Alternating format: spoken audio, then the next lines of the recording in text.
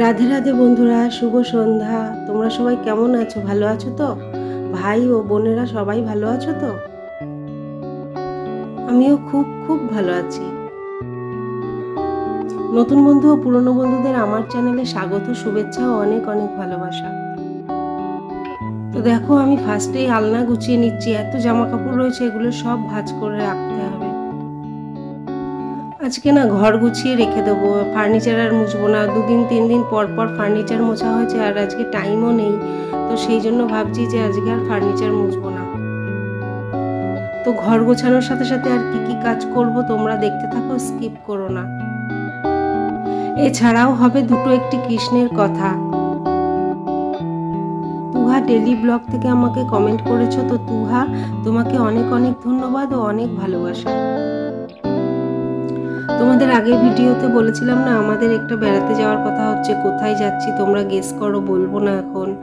তো আজকে তো বুধবার, আর বৃহস্পতি শুক্র 2 দিন বাকি আছে, কিন্তু আমার এখনো ট্রলি কিচ্ছু গোছানো হয়নি। আসলে আমি ইচ্ছা করেই গোছাইনি। আগের বার যাওয়ার জন্য ট্রলি গুছিয়ে রেখেছিলাম, কিন্তু যাওয়াটা হয়নি, ক্যান্সেল হয়েছিল। তো সেই জন্যই আমি এবার আর ট্রলি গোছাচ্ছি না। বৃহস্পতিবারটা যাবে, তারপর ট্রলি গোছাবো। তো বন্ধুরা, তোমাদের কমেন্ট আমাকে অনেক অনেক উৎসাহ দেয়, অনেক অনেক প্রেরণা যোগায়। তো তোমরা কমেন্ট করো, তোমরা কমেন্ট করলে আমার ভীষণই ভালো লাগে। ভাই ও বোনেদের সাথে এভাবে কথা বলতেও খুব ভালো লাগে। তো বন্ধুরা, ওই ঘরের ভিডিওটা না করতে পারছি না। রোজ মেয়ে ওই ঘরে পড়তে বসে যাচ্ছে, এই ঘরে আসছে না, এই ঘরে বসছে না একটুও। তো সেই জন্য তোমাদের এই ঘরের ভিডিওটাই বারবার দেখানো হচ্ছে, ওই ঘরের ভিডিওটা আর দেখানোই হচ্ছে না। দেখো ড্রেসিং টেবিলে কি অবস্থা, এখনো তো কোনো কিছু বার করে সাজিয়ে গুছিয়ে রাখিনি, তাই সব ছড়ানো ছিটানো হয়ে রয়েছে। আর যদি সব কিছু বার করে গুছিয়ে রাখি তাহলে তো আরও ছড়ানো ছিটানো হয়ে থাকবে। মেয়ে না জায়গার জিনিস নিয়ে জায়গায় রাখে না, সেই জন্যই সব ওলট পালট হয়ে যায়। সেদিন তোমাদের বলছিলাম না ড্রেসিং টেবিলটা অন্য কিছু দিয়ে গুছিয়ে রাখবো, তো সেটা এখনো হয়ে ওঠেনি। তো দেখো, ঘর তো গোছানো হয়ে গেছে, খাট, ড্রেসিং টেবিল, আলনা সব গোছানো হয়ে গেছে। ফার্নিচার তো মুছবো না, আগেই বললাম। এবার চলে এসেছি ডাইনিংয়ে।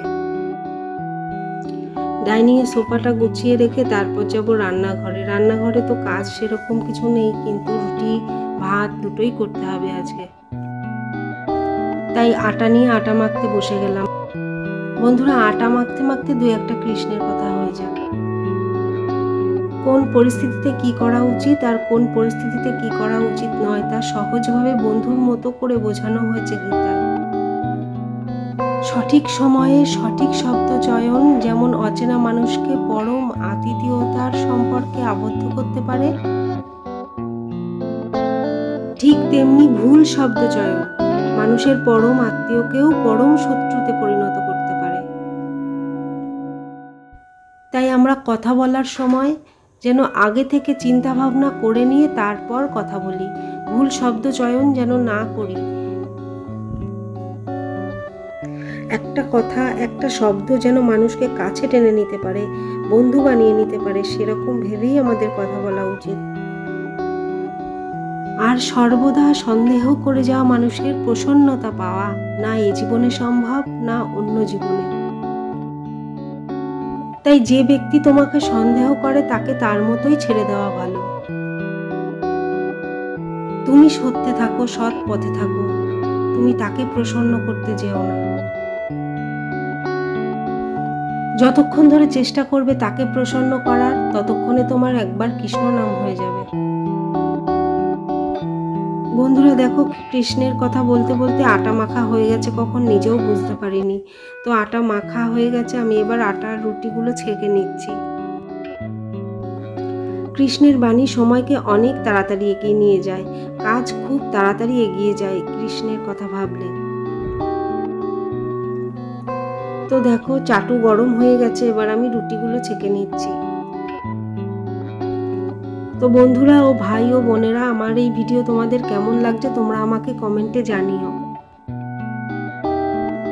আগে রুটিটা করে নেব, তারপর প্রেসার কুকারে ভাত বসিয়ে দেব, তারপর 2-1টা বাসন আছে সেই বাসনগুলো ধুয়ে নেব। তো নতুন বন্ধু ও পুরনো বন্ধু, ভাই ও বোনেরা, তোমাদের যদি আমার ভিডিও ভালো লেগে থাকে তাহলে অবশ্যই লাইক, কমেন্ট, শেয়ার ও সাবস্ক্রাইব করতে ভুলো না। তাহলে আমার ভিডিওটি পৌঁছে যাবে সবার আগে তোমার কাছে। তোমাদের প্রতি রইল আমার অনেক অনেক ভালোবাসা ও অনেক অনেক শুভেচ্ছা ও কমেন্টস করার জন্য অসংখ্য ধন্যবাদ। তো দেখো, রুটি তো হয়ে গেছে, তরকারিও আছে। গ্যাস ওভেনটা মুছে নিয়ে তারপর আমি প্রেসার কুকারে কটা ভাত বসিয়ে দেবো।